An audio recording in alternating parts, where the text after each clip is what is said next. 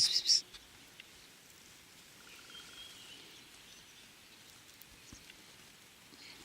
Hva er det for noe der spennende? Mus eller fugl eller frosk?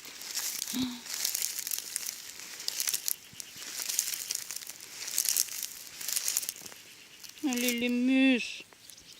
Lille nyfødt mus. Så søtt og trist. Ja.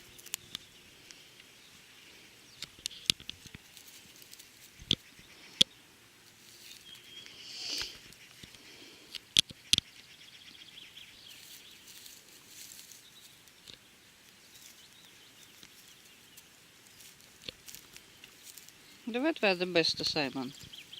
Jeg får ikke noe redde den musa nå, men du kan drepe den og spise med en gang. Simon.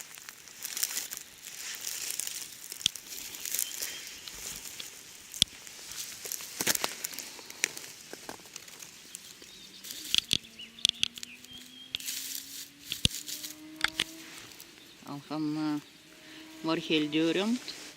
Eller det blir det museåret i år.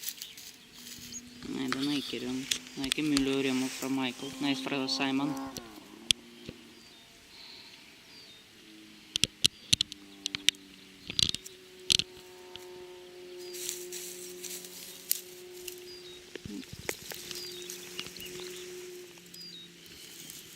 Noen kan si hvorfor jeg kan ikke redde den lille musen, men det er ikke mulig nå.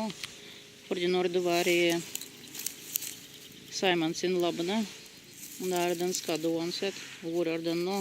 Jeg vet ikke. Skal jeg skrike kanskje den er oppå meg nå?